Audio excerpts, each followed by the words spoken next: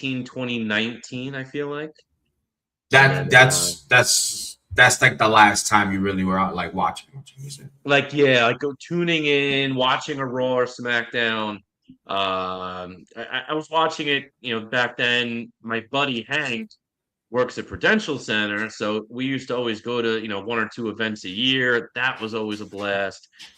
I know WrestleMania is this Saturday too, so that'll be a I fun was I event. was gonna ask, what's your favorite WrestleMania memory? Favorite WrestleMania memory? Oh man, one that always sticks out, and not necessarily for a good thing, but the year that Lesnar beat the Undertaker's record. Okay, And it's okay, not big time necessarily moment. because yeah, and not necessarily because I was pumped it happened, but it's just Mhm. it always sticks out. There's the meme of the guy with the shocked face that lingered on. Oh, I love that. That meme was the best. So that was always fun. I remember as a kid, I'm gonna go back, and it wasn't a Mania, it was SummerSlam. Okay. My favorite memory, and I was so upset as a little kid. But I don't even know how old I was, like what, 7, 8, 9 years old, whatever it was, when The Uh, Rock lost to Brock. I okay. remember that SummerSlam, and I was going so hard for The Rock. I was a huge Rock fan growing up. But that was a So good Mania, 'cause I think the match two before that was what, Triple H and Shawn Michaels. Triple H. That was a great match, by the way. Our producer knows exactly Yeah. what you're talking about. So two good memories of a WrestleMania moment and a SummerSlam moment involving Brock Lesnar, who is predominantly known as the Beast, right? Right now in Queens, instead of Yeah. beasts, we have puppies.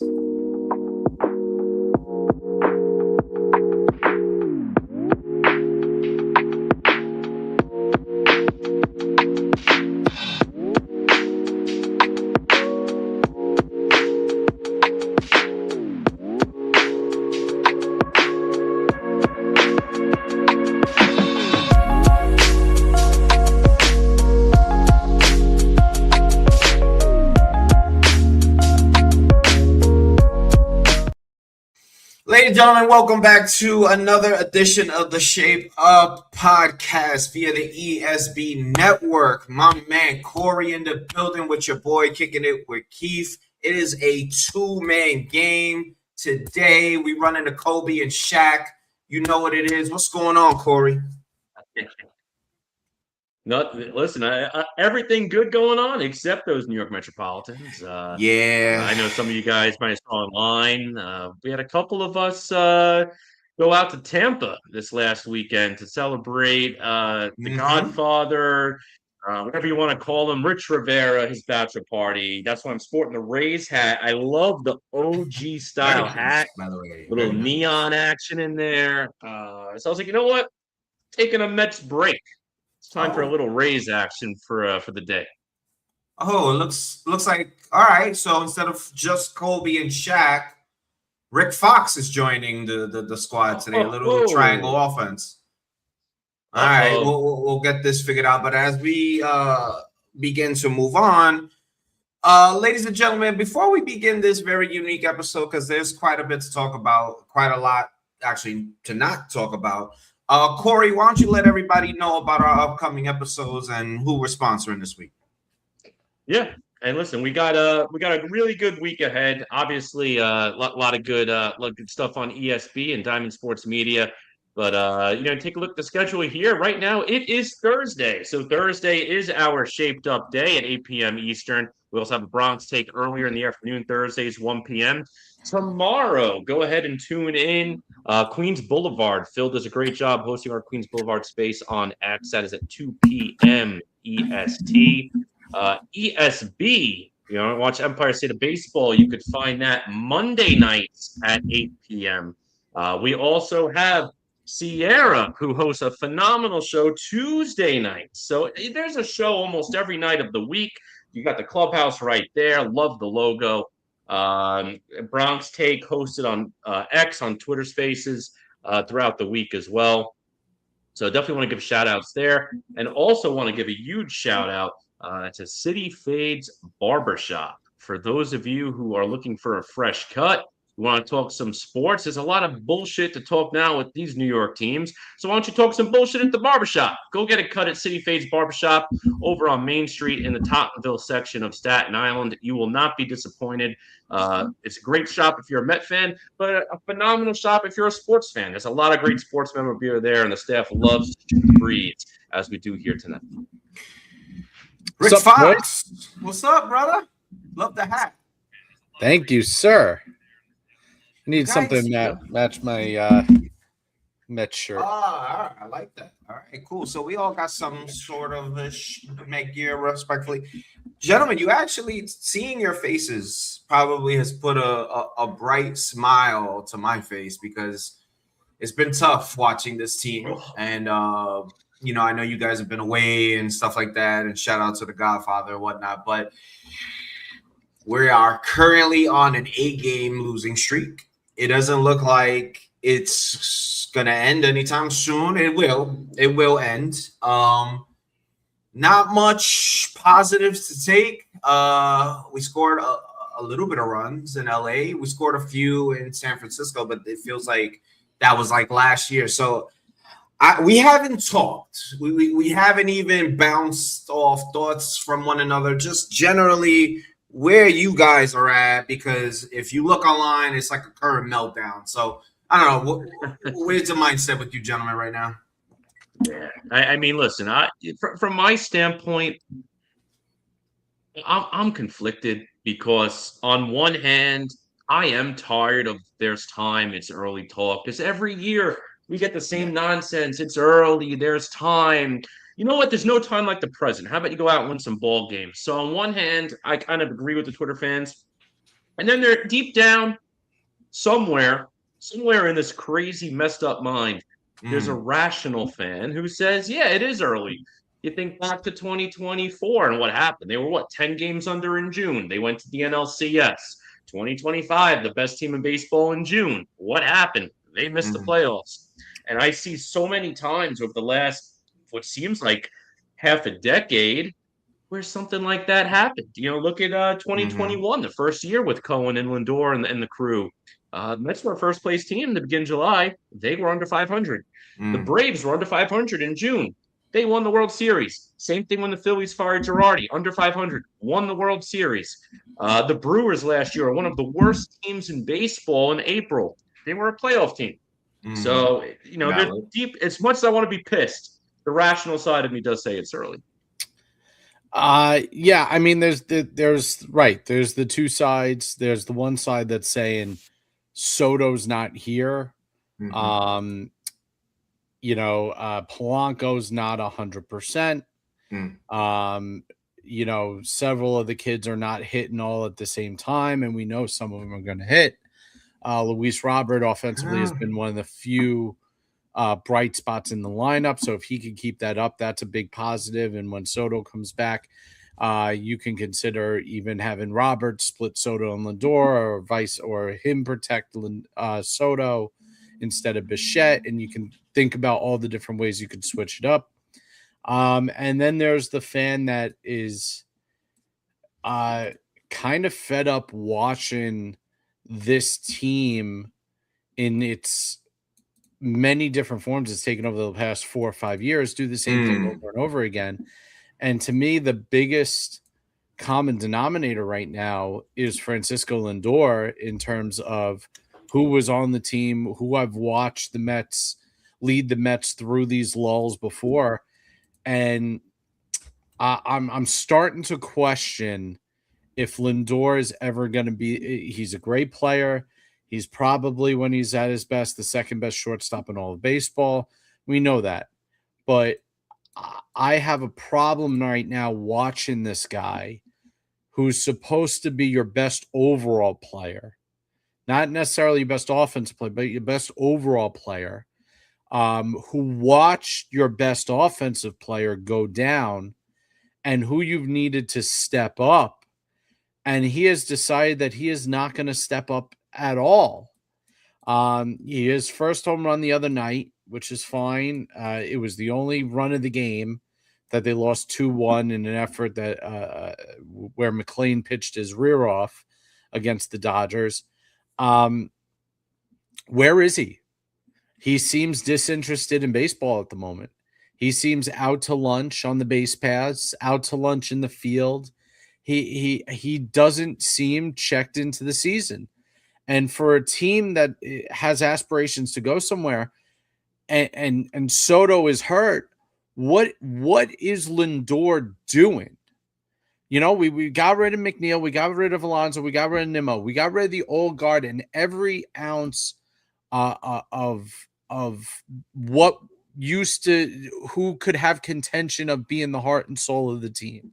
All those guys are gone. So now the heart and soul of the team is Lindor, which is what I think he wanted all along. And he's not playing with he's playing with anything but heart. And it's so frustrating to watch because the rest of the lineup is following suit. Your best player on the field is not acting like your best player on the field. What do you think the rest of the team's going to do? Yep. And so, you know, I'm not going to, there's nothing really to complain about with the pitching. You want to complain about David Peterson a little bit? Okay, I'll give you David Peterson. He's your fifth starter. Who cares? You can get on David Peterson all you want, but it's not like the Mets are giving up 10, 15, 20, you know, the starting pitchers get, even Clay Holmes to give up 3 runs yesterday. He gave up 3 runs to the Dodgers. Winnable game. Absolutely winnable game. So that's not the issue. The issue is the offense, and the offense is led by one man in Francisco Lindor, and he is batting, what is he batting, $131? 1 RBI. I mean, this is it's literally insane. And I need Mendoza to wake up. And here's the other thing. I know we've been on since he had that huge tear when he moved to the leadoff spot. I know we've been on Francisco Lindor leading off. He's got to come out of the leadoff hole. He's got to. Gotta switch it up. Put Robert in the leadoff hole for a little while. Put a lineup out that's like Robert, Lindor, Bichette, or Bichette, Lindor. Do something different because Lindor, it's not working. It's not working. In the past, I probably can combat a lot of that with respect. And whether I agree with it or not, today, I just don't care anymore. Just don't care anymore. And I think that's the worst part about it.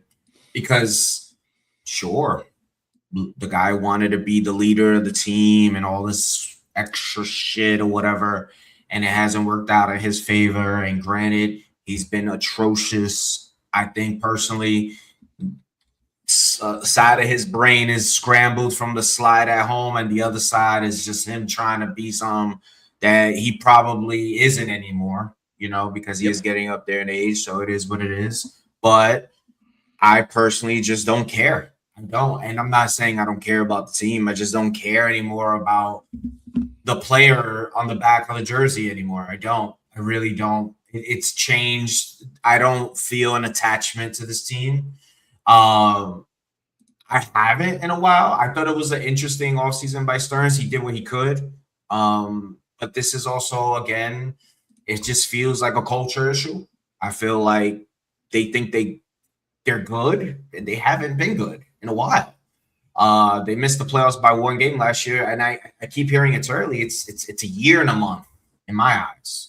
You know, that's how I view it when I keep hearing it's early. So they failed last year. Someone told me, oh, last year they had the best record in baseball at one point. And I was like, name every team that had the best record in baseball at one point last year. I bet you'd be surprised how many times it was team A, team B, team C. That's nothing. That's not something you hang up in the stadium. Oh, we had the best record.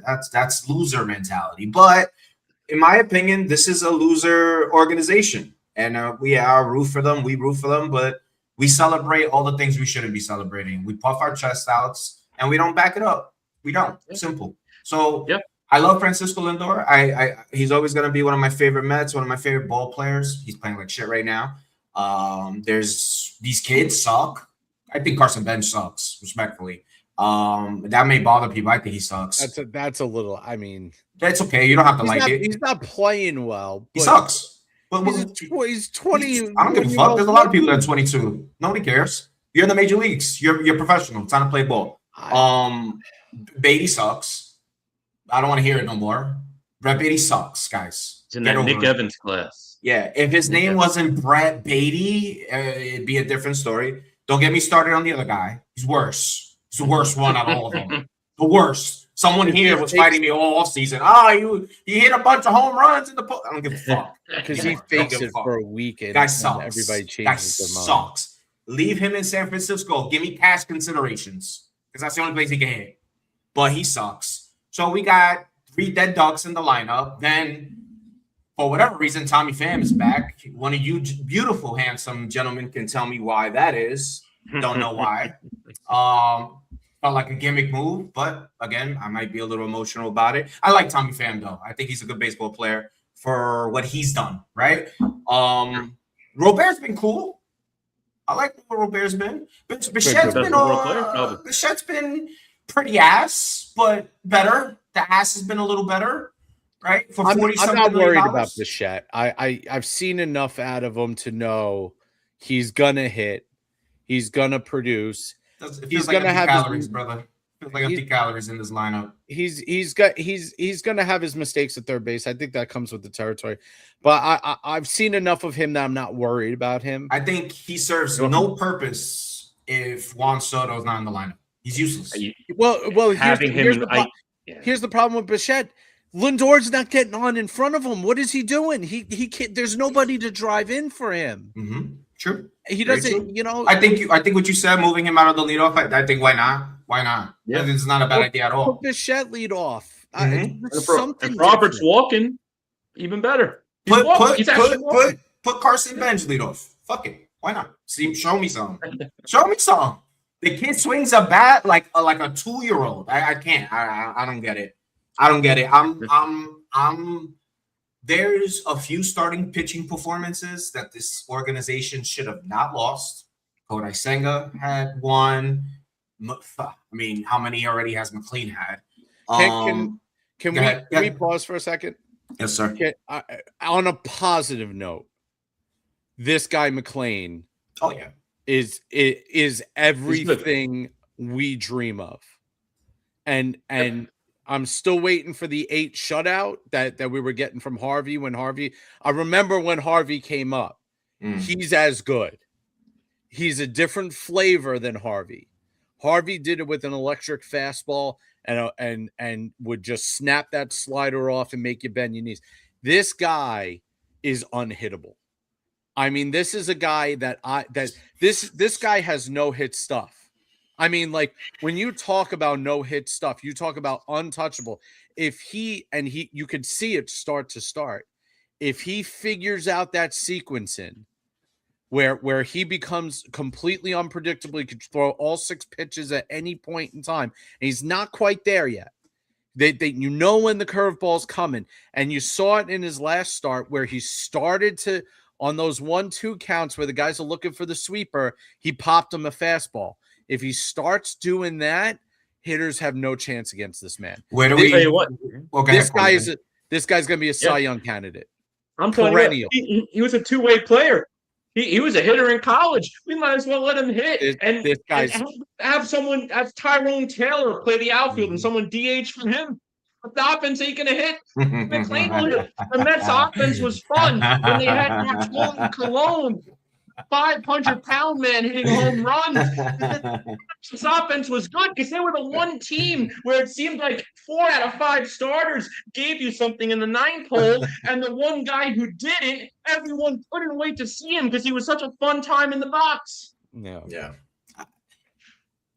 Hang the banner. Nobody can hit McLean. Yay. I just don't care. I know. But no one cares, Joe. Who cares? You got to find something positive. That's cool. That's fine for you. That's okay. No one's going to take that away from you. That doesn't do anything for us right now. We need to win as a team. He doesn't play every day. That fucking lineup can't hit. He's going to pitch 7 shutouts and lose all the fucking starts. Who cares? We did this shit already. What the Mets? What is not like? How is this? We're not understanding this. Like, it's not. It doesn't matter anymore. Here's the problem I have: the Mets don't have an identity right now. Correct. They are a team of mercenaries. Correct. And at least when you had Pete and Nimmo, and you want to, you can hate McNeil all you want, but when McNeil was here, they had that identity of homegrown underdog Mets that are going to be a thorn in your ass. And even if that wasn't good enough to win, which it wasn't, Better than this. it was an identity. Yeah. And until these kids come up, they're always going to be a mercenary group. And it's okay to have a mercenary or two mercenaries. Mm-hmm. It's not okay to have 8 mercenaries. And you ain't lying. And I agree with you. And that's the problem. And, you know, other than the Dodgers, there very few teams succeed without that homegrown heartbeat. The Yankees, it's Aaron Judge, right? The Mariners, it's J-Rod. Give me 1 second, boys. And all the pitchers. Yeah. As bad as the Angels been, it's Trout. The Braves with Acuna. They all have these homegrown elements that define their team. You know, the one that doesn't right now that stands out to me, the Phillies are the same. They're a team of mercenaries. True. And we've seen how that's kind of crashed. They're a little different because the team of mercenaries they built fits that city mentality so well. It does. They have the right attitude for it. Right. And Harper and Turner were teammates, so it feels like they came up together. Aaron Nola is still there, so I guess he's the homegrown guy. But when you look at the great teams in baseball, they all have this heartbeat that centers around a homegrown player. The Tigers have it with Tariq Skubal. Jose Ramirez, right. Thing. Jay Ramirez. The Dodgers are the exception. And even they got Will Smith and they traded for the thing with the Dodgers is they've traded for guys who are outcasted from their own team. Yeah. So the guys that were traded in Mookie Betts and Freddie Freeman when he came over, they were outcasted from their own team. Their own team didn't want them anymore. And so when they came over to the Dodgers, they were thankful. I don't think the Mets have that. I think they have a guy in Lindor that at his heartbeat didn't want to be here, and Cohen forced his hand. You could argue that Soto also did not really want to be a Met. They wanted to be a Yankee.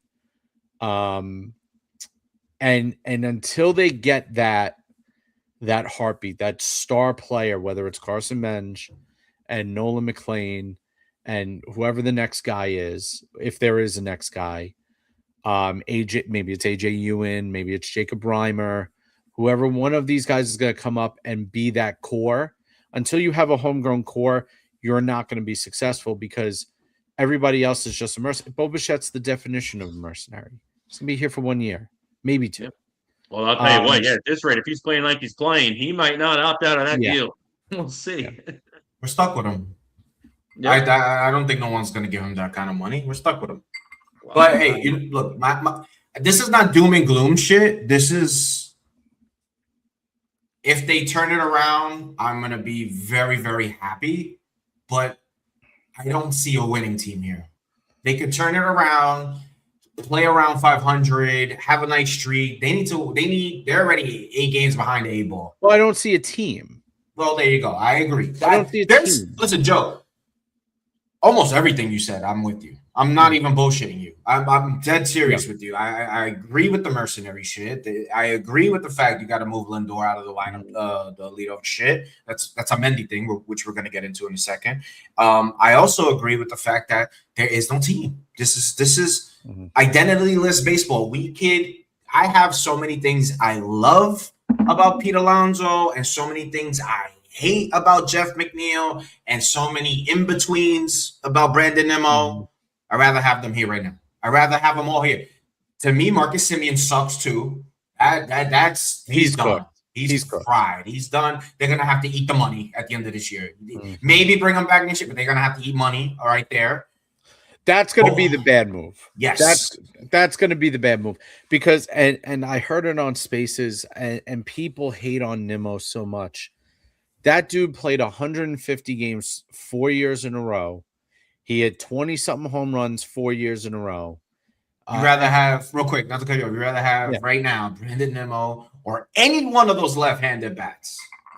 Pick one other than Soto. I'd rather have Nimmo. I don't give a fuck what he's getting paid. You know why? Because eventually, like you said, AJ Ewing will be here. All those other kids, whatever. You can do the transition then.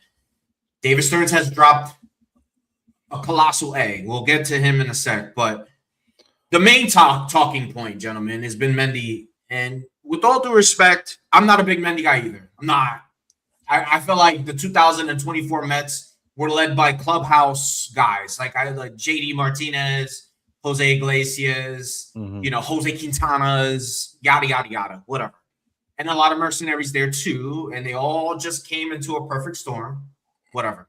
I don't think Mendy has done anything since to rally the groups. And it's a copy and paste, repetitive answer and method or whatever. And yeah, he's probably a puppet. I'm pretty sure people feel that way, whatever. But there's certain important factors that a clubhouse manager has to, apply towards the fucking roster. And I just don't see it with him. It feels like they're being coddled. It feels like he himself doesn't believe in what he's saying. And I am under the belief, in my opinion, he's not going to get fired. Because if you fire him on his walk year, it kind of just tells everybody David Stearns' head is on the chopping block. As much as I want his head on the chopping block, I don't think David Stearns, I don't think Steve Cohen wants to make that move. I don't see it happening. I really don't. It would have to take a colossal collapse. My problem with Mendy is I've always had a little bit of an issue with his bullpen usage. It's been bad. It's really bad. Problem with Mendy is if there were clubhouse issues last year, why weren't they snuffed out with him? And if that has been purged this year and you now have a team of mercenaries, whose job is it to make them a team? It's the manager's job. And to me, I just don't see enough out of Mendy that can make this team rally together. My problem is there's too many guys with an opportunity to get out immediately. Bichette can get out immediately. Robert can get out immediately. So can Mendy. Mendy can be gone. Peralta can be gone. So Peterson is probably gone. So Holmes has a player option. He can be gone. So where's the managers? He's in a tough spot because half this team could literally opt out next year and not be here. But at some point, Mendy's got to do something and say, guys, we're out of time. Because I do think if the Mets are under 500 at the All-Star break, he's gone. He's fired. You could say he is fired. I have a thing too when it comes to. Go ahead, Corey. Sorry, there's something you said. I'll get back to. But go ahead, Corey. I'm sorry. Did he freeze? No, I was gonna say. Oh, yeah, I was just gonna say, the thing is, a lot of Met fans are clamoring. We want Beltran, we want this guy, we want that guy. Don't get me wrong, I like a lot of those names too. But what's going to happen? Let's say the Mets lose another 15 in a row and they fire Mendoza in May because the Mets are 20 games under 500. It's going to be Kai Correa. Or maybe Kai Correa is a different look, but you're not getting one of those sexy names that everyone's screaming for. It doesn't happen in the middle of the year.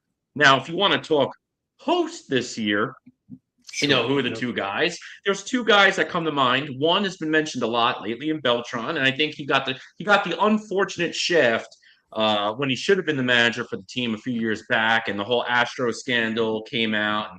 Again, that was the Mets just being scared and reactive. He shouldn't have left the team. I'm sorry. The other name, if you want to make things uncomfortable, if we want to have an uncomfortable conversation in the dugout with the New York Metropolitans, you want a guy who goes by the book, who's not going to take crap and doesn't care if his star player is uncomfortable.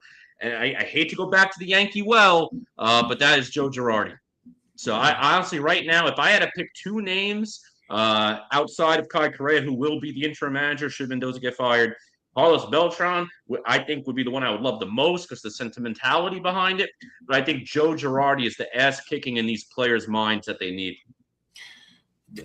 you said, gentlemen, great points.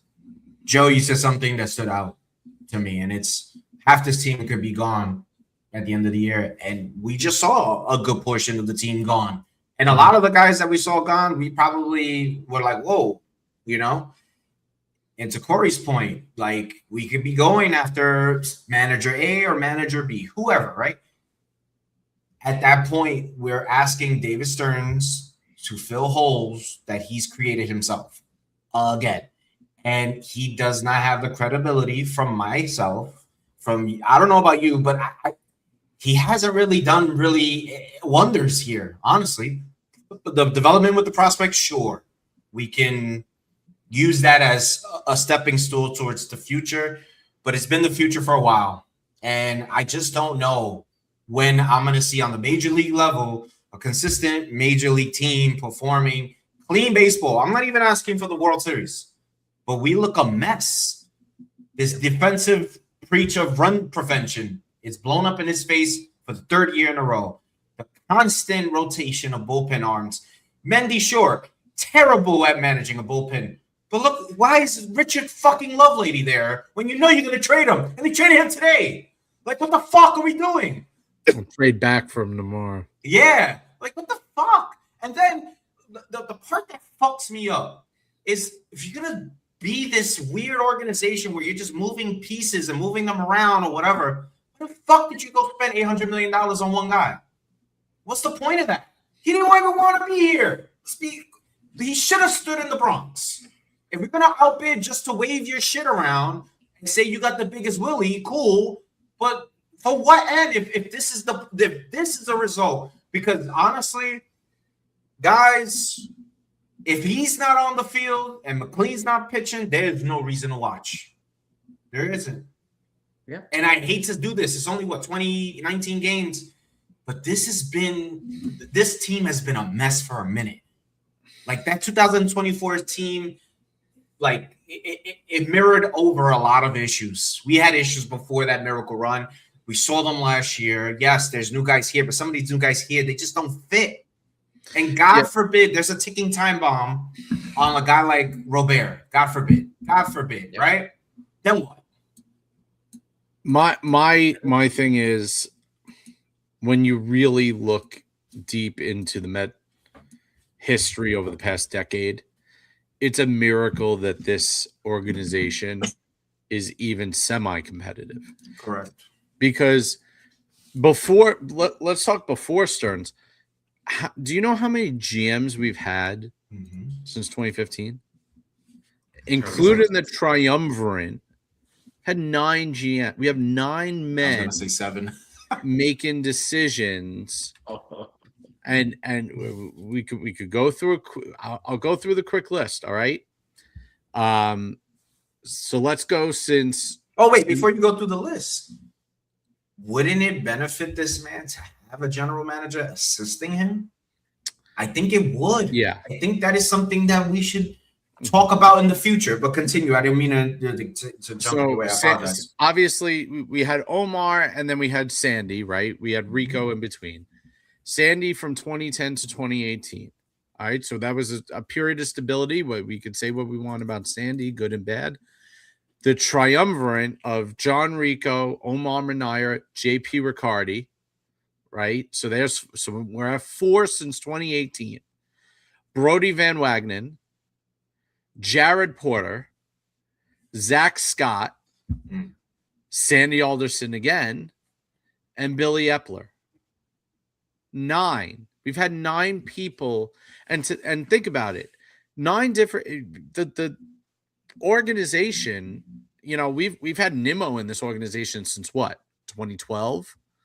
Think about that 24 team that hit a lot of mistakes. It had the fingerprints of 9 different people on it. Yeah. And if you count Stearns, 10. And so you can't build a consistent farm system. You can't build a consistent draft strategy. You can't build an organizational identity, because when the leader of the organization changes as frequently as that, there's a trickle down effect, which is why I tell people Stearns is going nowhere, for better or worse. the Mets are trying to get a period of stability in there. He's trying to refresh the way the organization does the game of baseball. And up until this point, he's had one draft pick reach the major leagues. So he's not going anywhere. I think you're right, Keefe. I think he needs a GM to help out with the day-to-day. Yeah. I think that would serve him well.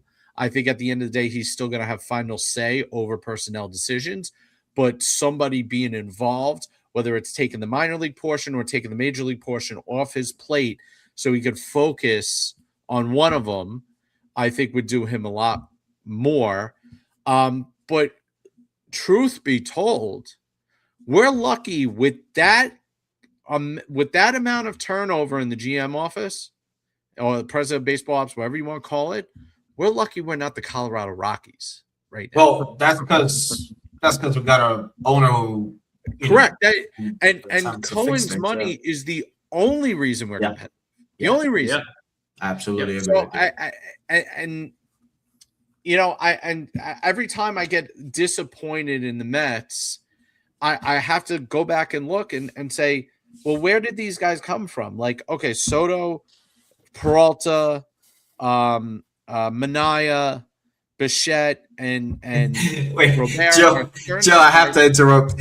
You're saying something that's so true, and what you're saying just made me think of Freddie Peralta's start the other day, and they asked him how can they turn it around, and he said, "We love each other."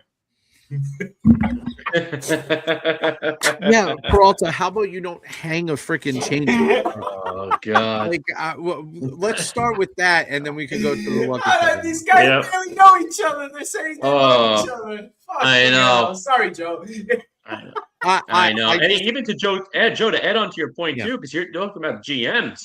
You know, you even in the managerial side, look at all the guys gone since Terry Collins. You know, all right, you go Mickey Callaway for 2 years, Carlos Beltran for 2 days, Luis Rojas for 2 years, Buck Showalter for 2 years.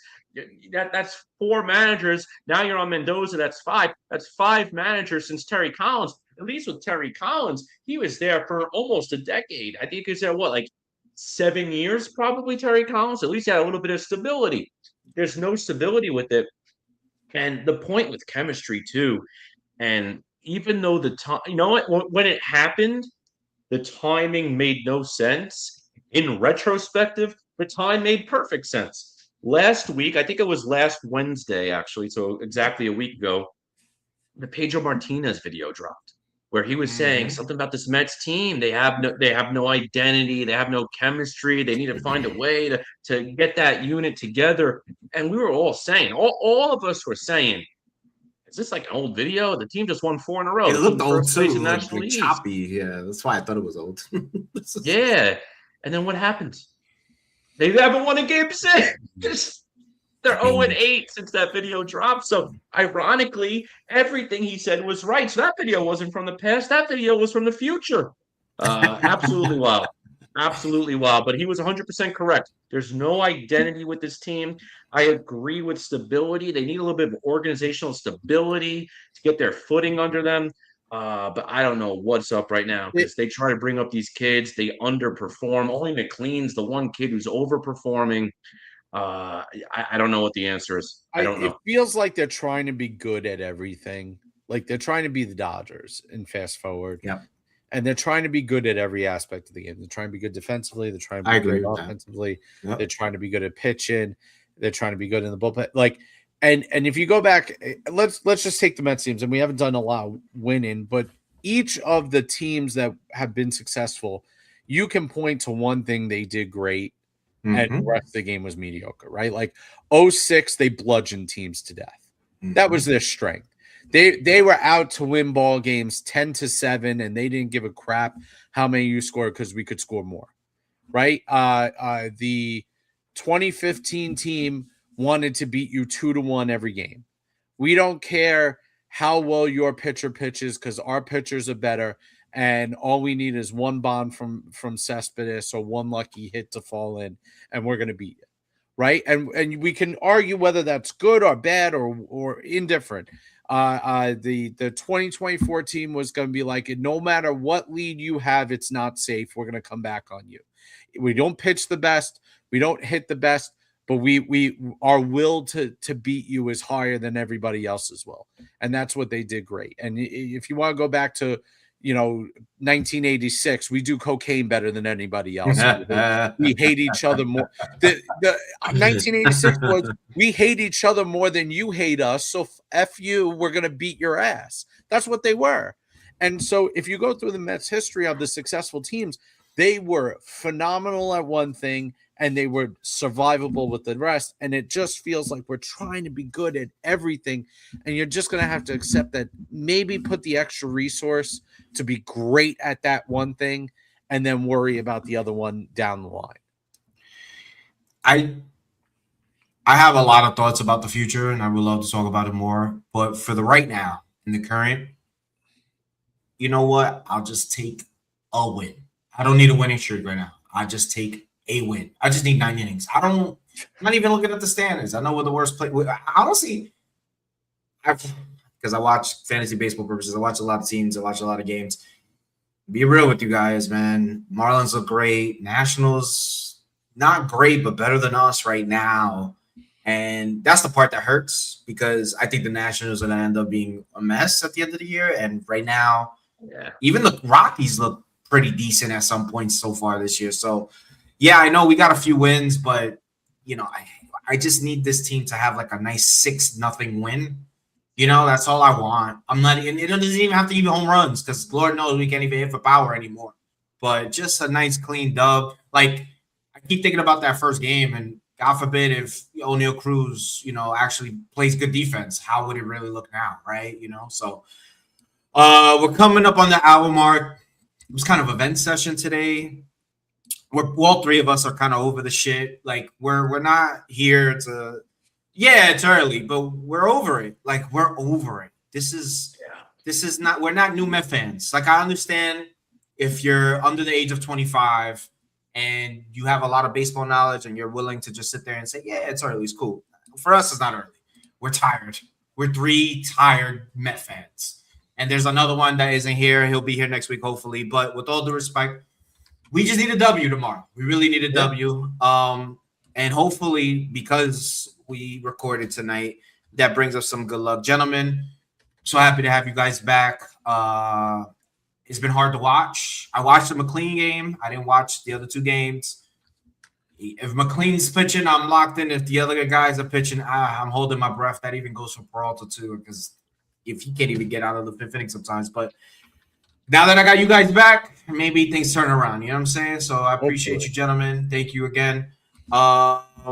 Tomorrow, Queens Boulevard, we will be live with Phil from Shirley at around 2 p.m., I believe. And don't forget, this upcoming Monday, ESB, I believe, 8 p.m. start. You can see the 4 horsemen. They will be back ready to rock. Throughout the week, there's some shit going on at 1 o'clock. You could tune in for that if you want. You got the cool Clubhouse show with our girl Sierra, Tuesdays at 8. And don't forget extra innings after ESB this Monday. Gentlemen, any last words? Listen, it's an off day. We can't lose. Let's go, baby. Joe, some positivity, Joe, please. The one thing is I appreciate McLean, because it's starting to get to be not must-watch television. I mean, that game, McLean and Yamamoto, I mean, regardless of the outcome, that is baseball at its finest. There's 2 dudes. They let them go, too. Who are let go and say, and when pitch, that definition of pitch for pitch, and that was fun. And I hope we see more games like that, and I think we will with this kid. Amen to you and yours, ladies and gentlemen. That is another episode of the SHEA'P UP podcast, and hopefully by next week, Lindor has 2 RBIs. Okay, hopefully it doesn't take 2 weeks for him to get 2 RBIs. Jesus Christ, maybe Stoto's back.